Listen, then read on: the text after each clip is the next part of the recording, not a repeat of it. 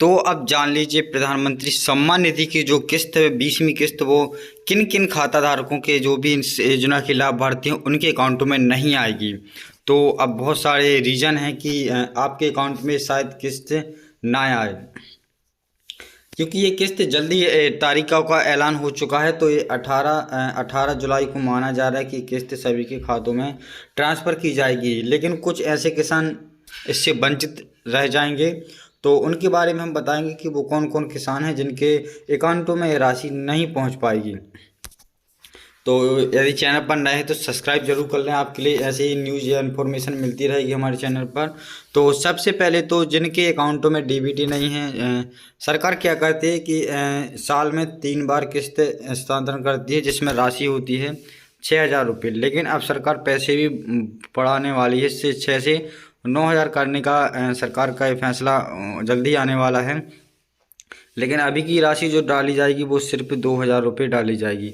लेकिन क्या होता है, कई केंद्र सरकार से अलग पैसा मिलता है और राज्य सरकार अपने हिसाब से अलग अलग राज्यों में पैसा देती है किसानों के लिए। तो यदि आप इसका लाभ लेना चाहते हैं और जारी रखना चाहते हैं तो इसके लिए आपके लिए अपने अकाउंट में 3 चीज़ें ज़रूर करवाना चाहिए। पहले तो डीबीटी, और उसके बाद केवाईसी और आधार लिंक, 3 चीज़ें आपके अकाउंट में होना चाहिए। उसके बाद आपकी खेत की जो केवाईसी होती है, फार्मर आईडी, उसकी केवाईसी होनी चाहिए और फार्मर आईडी बनी होनी चाहिए। और समग्र पोर्टल जो आपका होता है अपने अपने राज्यों में अलग अलग होता है, वहाँ पर जाकर आपको केवाईसी करवाना पड़ेगा। यदि आपकी ये सब जानकारी सत्यापन है तो आप इस योजना के लिए पात्र हैं, नहीं तो सरकार क्या कर रही है, ऐसे लोगों के लिए अपात्र कर रही है, उनके नाम लिस्ट से हटा रही है जो कि अपने डॉक्यूमेंट्स के लिए सत्यापन नहीं करवा रहे हैं, वेरिफिकेशन नहीं करवा रहे हैं। क्योंकि आजकल क्या हो रहा है कि फर्जीवाड़ा बहुत ज़्यादा चल रहा है। तो सरकार एक क्लियर करना चाहती है कि भैया इस योजना का लाभ लेने के लिए कौन कौन व्यक्ति पात्र हैं। तो सरकार क्या कर रही है, सभी डॉक्यूमेंट्सों के सत्यापन कर रही है। इसके लिए आपके लिए करना कुछ नहीं है, आप ऑफलाइन और ऑनलाइन भी कर सकते हैं।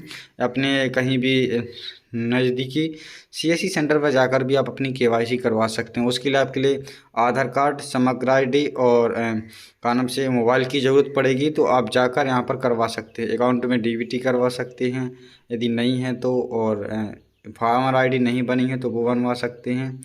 सब कुछ आप करवा लीजिए। तो जल्द से जल्द ये किस्त आने वाली है, सिर्फ 10 दिन का इंतज़ार है। इसके अंदर आप सभी अपने डॉक्यूमेंट्स का सत्यापन करवा लीजिए जिससे सरकार के पास ये डाटा पहुंच जाए कि भाई आप इसके लिए पात्र हैं।